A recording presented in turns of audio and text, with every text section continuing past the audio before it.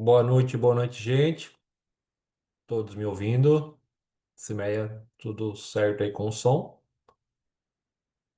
Muda em vez em quando, né? Cada dia um lugar. Estamos aqui novamente, hoje em Floripa. Em Floripa, fazendo um treinamento de negócios, business high performance, né? Então a gente também precisa evoluir como empresa e também estudar.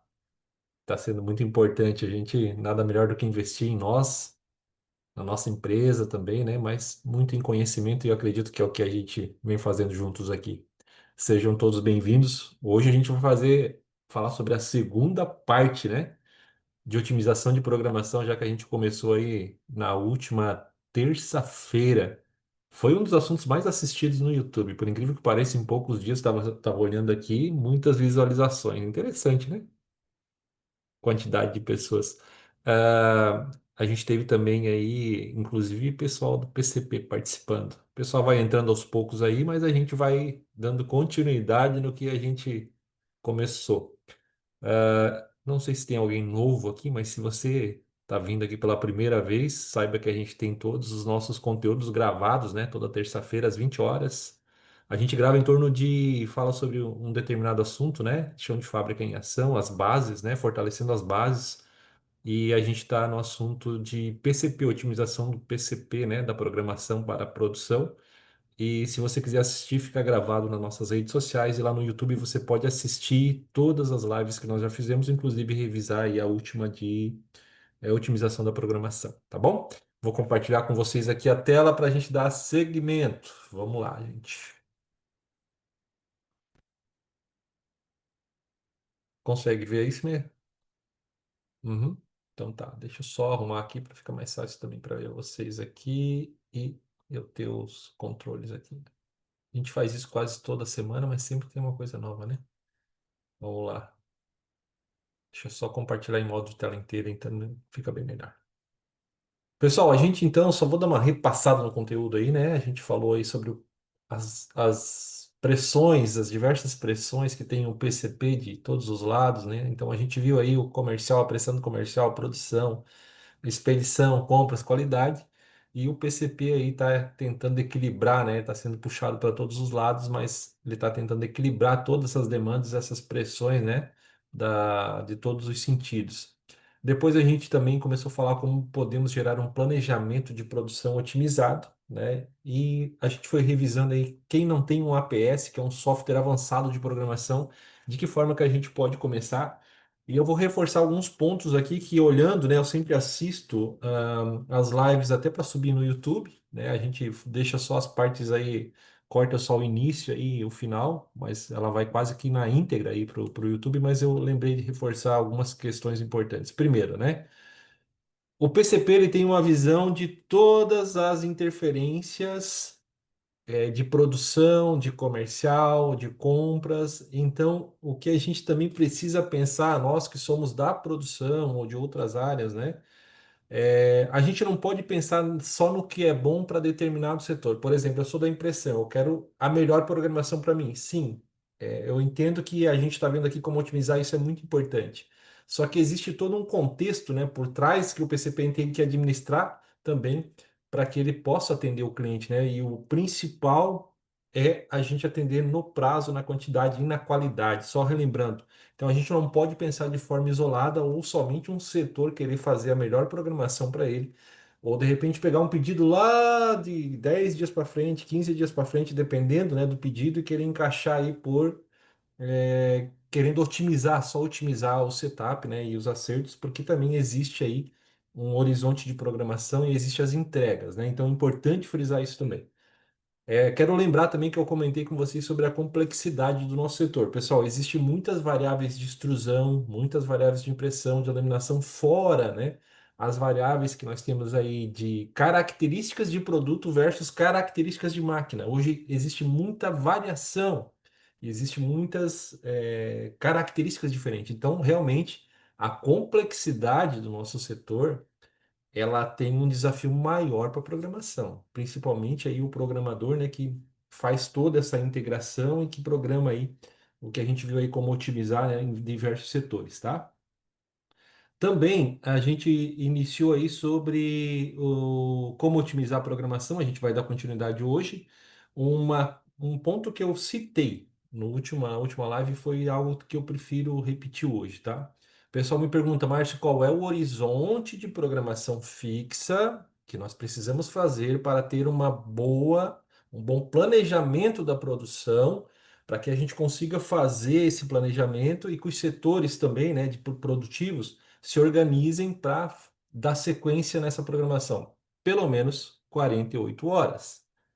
Essas 48 horas, pessoal, pensa um setor de impressão tendo que preparar a colagem, a casa de tinta, a limpeza de anilox, as bobinas, né, a extrusão matéria-prima, tudo que precisa. Então, pelo menos 48 horas. Nós temos, até citei, né?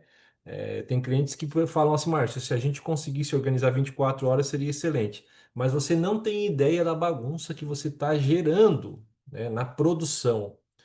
E às vezes a tua mão de obra ela está sendo ocupada somente pela falta de organização desse tempo que precisa para a produção preparar e fazer o que a gente chama de pré-setup de todas as áreas. Cada vez que você mexe ali na programação, né, com menos de 24 horas, ou o pedido seguinte já vai mudar na fila, você está alterando totalmente a sequência de fábrica. E isso vai fazer com que a tua mão de obra que você tem alocada trabalhe mais e de forma desorganizada, e nem sempre você vai conseguir prever o que precisa, pessoal. Então, assim. O que a gente recomenda é 48 horas de programação fixa. Ah, Márcio, mas eu tenho os pedidos que caem de paraquedas. O pessoal costuma chamar os pedidos que caem de paraquedas. Aí, pessoal, a questão de você já ter uma sequência bem definida, você vai fazer encaixes, né? Otimizando também, mas não mexendo lá naqueles itens que já vão entrar, que já estão colados, que a casa de tinta já preparou, que está colado lá no setup, que a matéria-prima está separada, enfim, já está tudo programado. E quando você mexe ali, você está de repente tendo que descolar, né? Aquela camisa já está sendo utilizada para outro produto, enfim. Cada setor tem seu grau de complexidade, então muito importante citar que para a produção precisa uma programação fixa, né, de pelo menos 48 horas. Se tiver algum programador aqui que consegue fazer isso e tiver alguém na produção que já consegue, primeiro, parabéns, porque você já está num nível de programação, né? Tirando lá as exceções, a questão é que a exceção não pode ser a regra. Tirando as exceções, eu quero parabenizar você porque uma programação já fixa, sem mexer de 48 horas, já é um grande avanço, porque a produção consegue aí se programar muito bem aí no que precisa de pré-setup, tá bom? Outra coisa que é muito comum, você está lembrado, até vou citar aqui, ó. Deixa eu pegar exatamente o ponto aqui, ó. Isso aqui às vezes gera dúvida, eu vou repetir. Márcio, por que que existe estoque entre setores? Mais uma vez, se fosse uma produção como se fosse um carro, uma produção em linha, o carro anda e os setores vão fazendo a montagem das peças, tá? É diferente de um sistema de embalagem flexível do nosso setor. Você tem otimizações que na extrusão são diferentes da impressão. E por esse motivo você gera estoques intermediários, porque ele não é um produto puxado, né? Onde extrusa e imprime tudo ao mesmo tempo e você dá a sequência. Então, para otimizar, você acaba gerando estoques. Quando eu falei lá que entre extrusão e impressão tem empresas que trabalham com estoque entre 2 a 3 dias, é justamente para você otimizar a impressão e otimizar a extrusão, que são setores muito importantes, né? Principalmente aí o setup da impressora e da extrusora e depois da laminação, eles te levam, né, a gerar grandes perdas e muito tempo. Então é importante você estabelecer aí alguns limites e também nós temos, só lembrando, né, nós temos estoques intermediários às vezes por tempo de cura, por exemplo, um produto que é laminado que vai para o corte-solda é um tempo de cura, um produto que é laminado e vai para a rebobinadeira é outro tempo de cura, então nós aprendemos a construir aqui também, né, pessoal, os roteiros e cada roteiro tem a data que você precisa iniciar a produção, por exemplo, lá na extrusão, de acordo com o roteiro. Só lembrando que existem roteiros diferentes e que aqui, por exemplo, no lead time de produção, pessoal, no tempo de produção, a gente colocou também alguns tempos fixos, mas isso pode ser calculado de acordo com a máquina que você coloca, de acordo com o tamanho de pedido, os softwares, né, os APS já calculam, mas também pode ser calculado aí via planilha de Excel e tem muitos que fazem ainda via planilha, tá bom? Só estamos relembrando alguns assuntos importantes aqui. Depois nós fomos para a matriz de complexidade. Ah, desculpa. Aqui nós estabelecemos os roteiros. O roteiro define, né? Quantos dias de antecedência você tem que começar a produzir lá no início do primeiro setor do roteiro. E só lembrando que esse cálculo ele é feito de trás para frente. Eu falei para você também, né? Dessa forma, ó, começou na expedição, foi para o corte sol, da laminação e impressão. Então eu sei quanto que eu preciso começar a extrusar do jeito que nós colocamos no exemplo aqui. E até alguns softwares ou de repente no próprio Excel, se você saber o tempo que leva de transporte da tua fábrica até no cliente, você também consegue considerar esses dias nesse lead time para você antecipar o que precisa ser produzido de acordo com o roteiro, ok? Fomos depois para aqui depois nós fomos para as características das máquinas, então você estabelecer lá características das máquinas extrusoras, impressoras, cada um tem suas limitações, tem seus equipamentos, largura, espessura, número de cores, quantidade de camisas, anilox disponível, enfim, né? Na extrusão também tem lá a sua razão de sopro, matriz, abertura, que material que a máquina produz, né? A quantidade de dosadores, então você estabelecer aí uma matriz, né? De setup da máquina e depois o agrupamento por complexidade por setor. Aqui nós também definimos algumas de extrusão, por exemplo, né? E seria uma planilha simples para você utilizar lá no PCP, mas que já dá uma direção enorme, pessoal, pelo grau de criticidade de troca, tá? E depois nós fomos aí você pode fazer de outras formas, é só você revisar aí a última live que nós fizemos, tá? Vamos lá. Nós paramos aqui no tamanho dos pedidos. Vou retornar esse assunto aí, porque a gente, na última live, meio que acabou meio que nesse assunto, mas a gente não conseguiu ir muito além, muito profundamente nisso.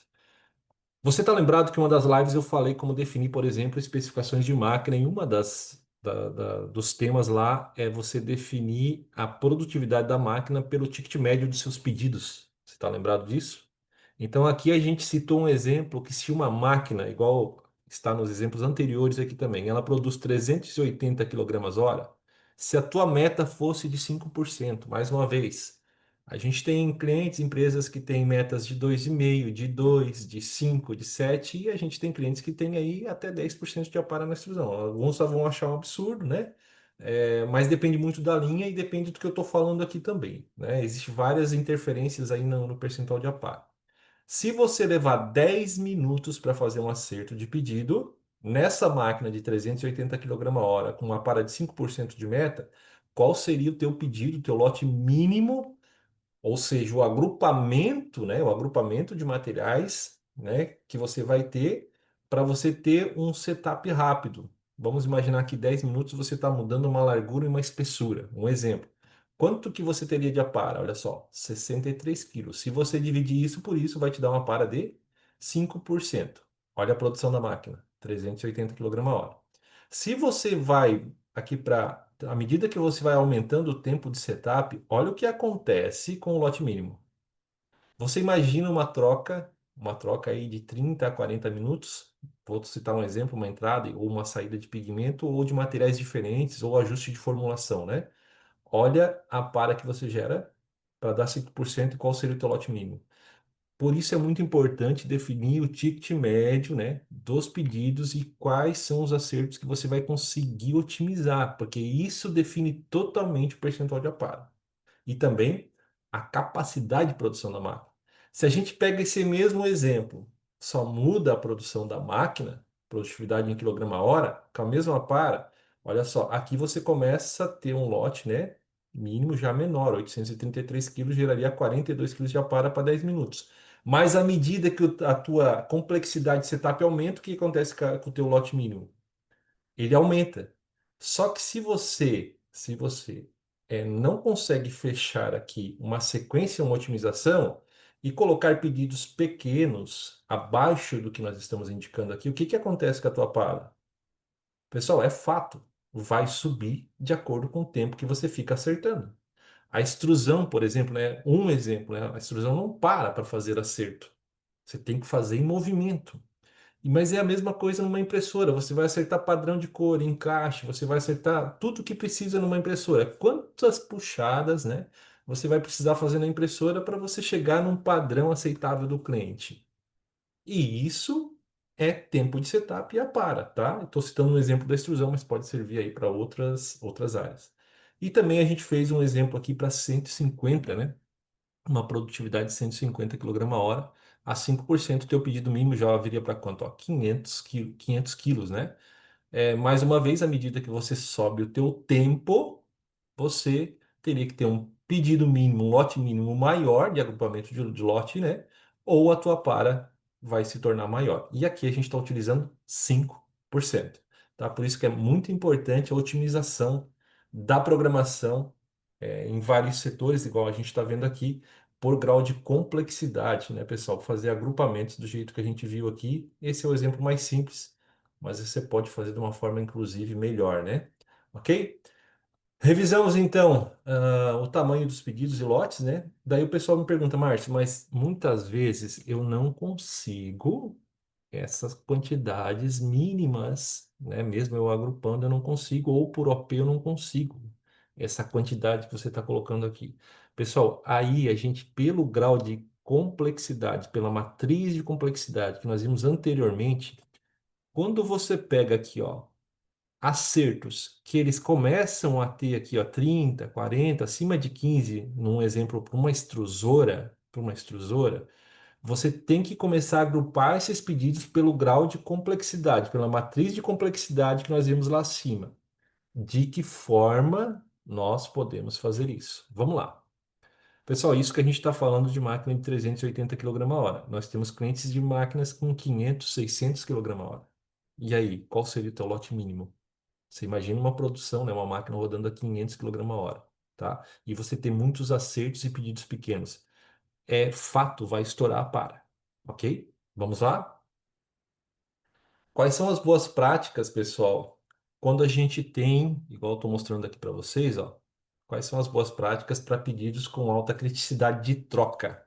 Ou seja, você leva muito tempo para trocar, tá? O que que a gente sugere?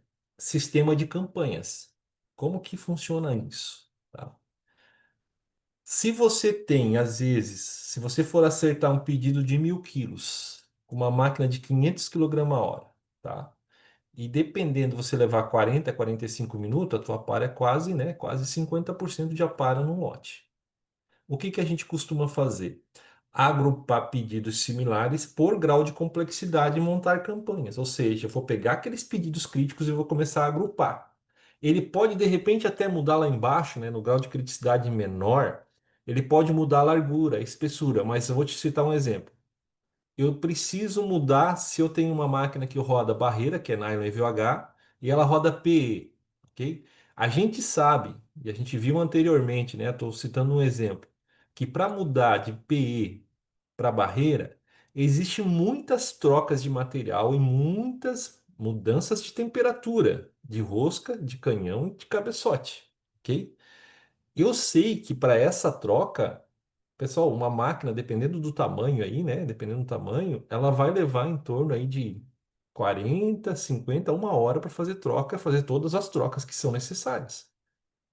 Se eu tenho pedidos pequenos, não compensa eu fazer essas trocas, então o que que eu faço? Eu faço agrupamento dessas campanhas e eu defino quando que eu vou fazer, qual semana que eu vou ter a campanha, por exemplo, de barreira. Vai ser na semana 1 do mês e na semana 3. Então eu vou agrupar 2 vezes no mês esses pedidos. Aí o pessoal me diz, Márcio, mas é muito difícil em função, de prazo de entrega, enfim. Pessoal, se nós não conseguirmos fazer agrupamento em itens críticos, igual estou citando alguns exemplos aqui para vocês, eu diria para vocês que é quase impossível a gente baixar a para. É quase impossível a gente ter uma qualidade. Então, quando tu pensa num processo que precisa estabilizar igual uma extrusora, com troca de materiais, pessoal, se você sentar com o PCP, com a produção e com o comercial, não é possível que você não consiga montar campanhas. Eu vou dizer por quê. Eu entendo que existe a pressão da entrega, a pressão no prazo e tudo isso. Só que pensa comigo. O comercial precisa vender, precisa manter a fábrica com pedidos. Perfeito. Eu entendo perfeitamente. Só que se a produção não consegue baixar o custo operacional, o custo de produção, em função de todas as trocas, em função de tudo o que acontece na produção e a gente não consegue otimizar, o que que acontece com o nosso custo do produto? Ele sobe. Aí eu pergunto, tem margem? Então, na verdade, pessoal, a gente, é o que eu estava falando na terça-feira passada, a gente precisa pensar conjunto. Porque se eu não tiver custo para o produto, o comercial vai conseguir vender? Nós vamos conseguir ter margem? Então, é um trabalho em equipe, é um trabalho que a gente precisa sentar junto e organizar. Mas somente se os setores pensarem individualizado, o conjunto não funciona. Aí, por exemplo, né, vai ficar aquela eterna discussão, né? Ah, eu só tenho que vender. Ok. Aí a produção diz o seguinte: não, tu tem que vender, mas eu vou programar de acordo com o que eu preciso na fábrica. E não se chega a lugar nenhum, né? Aí não se atende o prazo, o PCP no meio dessa discussão, né? O comercial dizendo que precisa do pedido, mas não chegam a um acordo. E as campanhas, pessoal, funcionam muito bem. Então, por isso que eu entendo que são boas práticas que funcionam e nós já fizemos, né? Enquanto eu estive aí em empresas como gerente, e hoje nós, como uma empresa de mentoria, e de treinamentos, a gente sugere essas boas práticas. Outro exemplo, campanhas de pigmento, né? Às vezes a gente tem cliente que muda, tem poucas máquinas e muda pigmento muito rapidamente, né? E às vezes tu pega um pedido que é branco de um lado e preto do outro. Cara, será que não é possível a gente organizar campanhas? Nem, eu botei aqui um exemplo, né, pessoal? Semana 2 e semana 4. Não, mas a gente vai fazer, nesse caso de pigmento, a gente vai fazer a entrada uma vez por semana. É uma forma de você organizar. É uma forma de você reduzir a para. Então, é preciso, é necessário, pessoal. Grandes trocas são necessárias, às vezes, você estabelecer algumas campanhas em comum acordo, tá? E aí sim, né? Qual é a sequência? Então, vamos definir qual é a sequência de troca de pigmento. Vamos fazer dos claros para os escuros, onde um vai limpando o outro, né? O pessoal da impressão, quando fala de troca de tinta, é o mesmo exemplo na extrusão. Eu começo com os claros, vou indo para os escuros, e no final, o que que eu faço? Eu deixo um pigmentado branco, né? Porque eu sei que o branco acaba limpando os pigmentos escuros e depois eu entro com o transparente, que é uma troca muito mais fácil de fazer na extrusão. Então o PCP junto com a produção consegue fazer isso em comum acordo com o comercial. Com isso, todo mundo sai ganhando. Produção, PCP, comercial, porque a fábrica se torna mais eficiente com um custo menor e com um custo menor nós conseguimos também ter um preço atrativo no mercado, né? Por isso que eu falo que é o conjunto da obra, né? É todo mundo participando junto. Outro exemplo, né? Uma campanha de PCR. Ô, Márcio, mas como assim? Bom, a gente tem aí muitos clientes, né? E agora muito mais essa questão de PCR, de sustentabilidade vem cada vez sendo mais debatida. Mas nós temos clientes que fazem o PCR, só que quando ele produz filmes alimentícios e filme PCR. Só que para tu sair do PCR para entrar para o alimentício, tu precisa fazer uma limpeza da máquina, por exemplo, né? E isso leva um determinado tempo, troca de tela, troca disso, troca daquilo, né? E é outro exemplo que eu cito. Será que a gente não consegue entrar com o PCR uma vez por semana, ou na semana um e na semana 3, né? Então, aqui eu estou citando alguns exemplos, mas eu pergunto para você, qual é o teu maior, a tua maior complexidade de acerto por setor? E de que forma você organiza a tua produção junto com o PCP e com o comercial para você reduzir a tua para você reduzir o teu custo e para você ficar mais atrativo e mais competitivo no mercado. É isso que a gente precisa discutir e são práticas que funcionam muito bem, ok? Vamos em frente? Então discutimos aí também, né, a questão das campanhas que faz total sentido. Pessoal, você tem um exemplo de extrusão, mas a gente poderia citar aqui de impressão, de laminação, né? É só também você percorrer aí o que a gente já viu na última live, tá bom? Quais são as implementações práticas, né, que o PCP pode fazer junto com a produção e com o comercial? Analisar pedidos por similaridade, por complexidade, né? A gente viu aí colocar os pedidos numa certa sequência de complexidade para a gente reduzir e otimizar. a para, né? Você baixa a para e acaba sendo mais produtivo, né? E isso você vai fazer na linha vertical, na mesma programação, sequência da máquina, né? Vertical e horizontal. Então você precisa avaliar também se não existe outros pedidos em outras máquinas que tenham a mesma característica daquilo que você está produzindo naquele momento. Verificar a disponibilidade das matérias-primas, muito importante, avaliar a capacidade de demanda e definir uma sequência otimizada aí para a produção. Pessoal, a gente sabe da complexidade que tem, né, hoje no nosso segmento e às vezes é difícil você fazer tudo isso em Excel, e você analisar todas essas variáveis. Eu dei um exemplo do GPS, né? Hoje, se você vai para algum lugar, você coloca no GPS e vai te dando aí como que está a estrada, o tempo que você vai levar, os melhores caminhos, os pedágios, enfim. E conforme você vai andando, tudo isso vai atualizando em tempo real. Bom, dependendo do tamanho da sua empresa, existem ferramentas avançadas, né? Estratégias avançadas de PCP são chamados de sistemas integrados, né? Que é o ERP. O que que é o ERP, né? São as fontes de dados que são essenciais. Lá tem os pedidos, as estruturas dos materiais, os roteiros, os estoques, tudo que é cadastrado de ficha técnica, enfim, está dentro do ERP.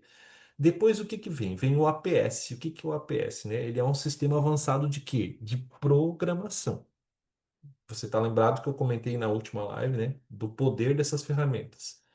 Só que uma ferramenta dessa, pessoal, ela não funciona, né? Por isso que eu botei primordial aqui. Ela é uma ferramenta que depende de informações para ela tomar decisões. Então, a organização por trás dessa ferramenta, tanto no RP, pessoal, cadastro de pedido, cadastro de engenharia, eu diria assim, ó, o cadastro da engenharia é o coração para todas as áreas, para custo, para tudo, e principalmente para um APS. Porque ele vai buscar informação aonde? Lá no ERP. Ele vai buscar informação de máquina, ele vai buscar informação de produto, ele vai começar a tentar casar essas informações para direcionar. Então, essa organização e essa parametrização e a fonte de informações, ela tem que estar correta, alinhada. Por isso que eu tenho colegas que ligam, clientes que ligam para nós e falam que estão com dificuldade de implementar o APS, mas às vezes não está, o problema não está no APS. O problema está na fonte de informação, na organização e o que a ferramenta precisa de informação para ela direcionar e fazer um bom planejamento. Porque assim, pessoal, a inteligência que esse sistema tem por trás é muito grande. Agora, se não existe informação, não existe uma organização e não tem onde ele buscar para ele se tornar, né, o cérebro para programar, bem provável que você não vai ter sucesso, tá? E aí sim, você pode ir lá definir sequenciamento por cor, por tipo de material, por largura, por produtividade. Você vai ver planejamento com a capacidade da fábrica, sincronização de estágio entre extrusão, impressão, laminação, corte e solda. Pessoal, essa ferramenta é fantástica. Mas nós temos percebido, diga-se Meia, já acompanhamos implementações nesse Meia, que assim chega um determinado momento que o próprio cliente fala: ela faz tudo isso mesmo? Aí eu garanto para você, ela faz muito mais do que você imagina. O problema é que por trás, o que precisa por trás, não está bem organizado, não está parametrizado, e aí sim ela vai cometer vários erros, mas não é em função da ferramenta, é o que está por trás dela, ok? Por isso que muitos dos nossos clientes, o que que eles fazem? Eles começam com Excel. Quando eles percebem que o Excel já está aí resolvendo boa parte, mas o Excel ainda, né, tem muitas limitações, é excelente, mas tem muitas limitações. Quando vai para um APS, a base já está muito bem formada, a linha de raciocínio já está bem formada, ok? Então, muito importante, pessoal. É uma ferramenta fantástica, mas precisa ter a base para ela se tornar cada vez mais inteligente, ok? E depois o MES, né? O que que é o MES? É o acompanhamento da produção, pessoal. E aí, outro ponto importante é como vai ser coletadas as informações de apontamento de produção. Por quê? Você vai perceber que elas trabalham tudo sincronizadas, tanto o ERP, o APS e o MES. Acontece que, à medida que a programação, a produção vai caminhando, vai andando, vai produzindo, se você tem uma atualização, você tem uma alimentação de dados, as informações de apontamento de produção, eu não diria assim em tempo real, vamos lá, mas que ele seja alimentado, automaticamente o APS vai tirando da fila e vai entendendo o que está produzido e o que não está. Por quê? Se você não tem um MES que te alimenta todas essas informações de tempo, de parada, de produção, enfim, né? Se você não tem isso, o que que o PCP tem que fazer? Ele tem que passar todo dia na produção e verificar o que foi produzido, o que não foi produzido, se a OP já encerrou, se não encerrou. Esses apontamentos no MES fazem isso tudo automaticamente. Você só vai fazer um filtro, ver o que está parado, o que, que né, está interrompido, por que, que não produziu, se o produto produziu parcialmente, se ele está em máquina. Então, veja que é um conjunto que alimenta tudo isso. E o MES é uma ferramenta fantástica. Existe também hoje sistemas, né, que você faz o apontamento totalmente online na máquina, no tablet. E a tecnologia aí veio para ajudar. Por exemplo, se a máquina parou, quando você for startar a máquina, você não consegue startar a máquina se você não der o motivo da parada. E isso você vai calculando em tempo real. Você vai dizer a produção, ele integra com a fila, integra com tudo, tá? Então, a gente está falando aqui o que existe de melhor hoje no mercado, tá? E a conclusão que eu chego de tudo isso, né, pessoal, para a gente finalizar aqui a questão do PCP, de otimização da programação. Um PCP eficiente, ele vai além do planejamento. Ele é o fruto da organização, leitura de chão de fábrica e decisões alinhadas. Eu entendo, pessoal, que independente aí se você tem todas essas ferramentas que nós vimos anteriormente, ERP, APS e também o MES, não existe programador que não faça visita na fábrica. Ele precisa entender o mínimo, o básico de chão de fábrica para fazer as otimizações. Ele precisa entender como uma fábrica funciona, principalmente no nosso segmento, né, que tem muitas variáveis, mas é esse acompanhamento das ferramentas, das mais avançadas até as planilhas de Excel, funciona se o PCP tiver um bom alinhamento e uma boa leitura de chão de fábrica, ele estiver no chão de fábrica e estiver acompanhando.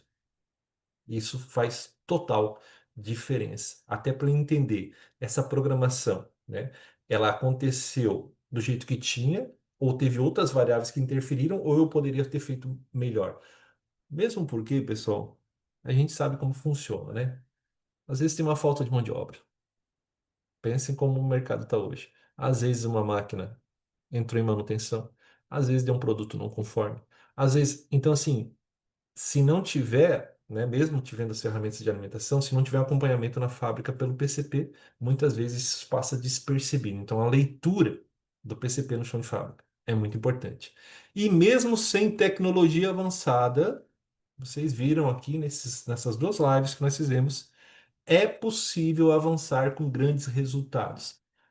Baseado nessas duas lives, pessoal, você tem dúvida que o PCP tem um papel fundamental? Só deixa eu desativar meu alarme aqui. Vocês têm dúvidas que o PCP tem um papel fundamental dessas bases que nós estamos vendo aí toda terça-feira sobre a produção e sobre o chão de fábrica? Eu já falei, né? O PCP, ele é o leme do barco. É ele que dá ritmo. É ele que faz a fábrica andar, né? Claro, não estou caindo no mérito aqui das outras áreas que nós já vimos que precisam complementar, mas isso é fundamental para a produção, ok? E o verdadeiro diferencial, pessoal, porém, está na integração. Quando todas as áreas atuam como um time, o planejamento vira agilidade e a eficiência se torna uma vantagem competitiva. Eu ouvi um colega de PCP, num cliente que nós estávamos, ele falou uma coisa muito impactante, né? Ele falou, pessoal, é o seguinte, é que o PCP também depende de outras áreas. Depende de alimentação de informação. Por exemplo, né? Máquina parou. Quanto tempo? Às vezes não é acionado, ou não existe uma ferramenta, e o PCP para ele, aquela produção está sendo feita. Certo? Por exemplo, deu um produto não conforme. Como que o princípio vai saber se não existe ferramentas para informar? Não teve funcionário, faltou funcionário. Cara, às vezes o PCP é o último a saber disso. Só que ele está prometendo prazos e entregas baseado no que a fábrica deveria entregar. Entende? Então, assim, o PCP também depende de informações de outras áreas. E a gente precisa trabalhar de uma forma integrada. Por quê? A gente já falou, estamos todos no mesmo barco. E se a gente trabalhar unido, pessoal, o PCP se torna um dos principais setores como uma vantagem competitiva da empresa perante o mercado.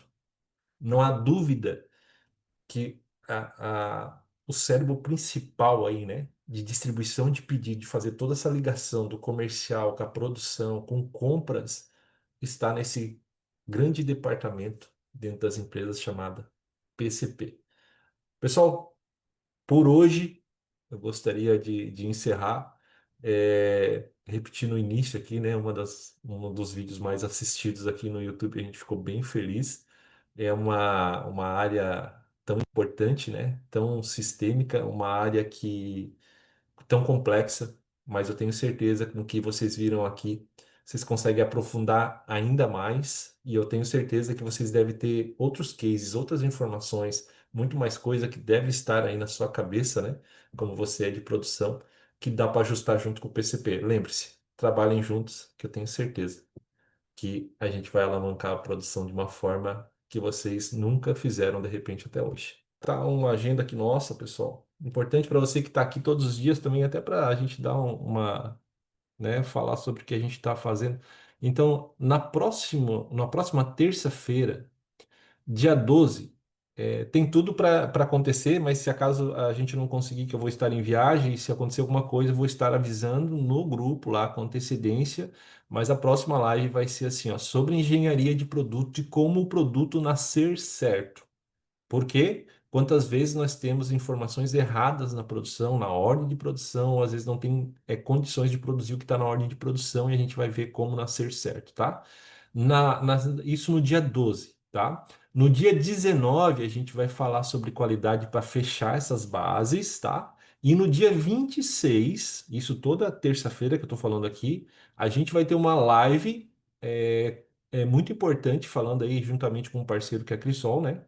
Sobre um assunto importante que é os processos de extrusão, né, e quais são as tecnologias de resinas hoje utilizadas e como definir uma máquina extrusora, como fazer uma boa especificação de resinas de máquina e assim por diante. Tá bom?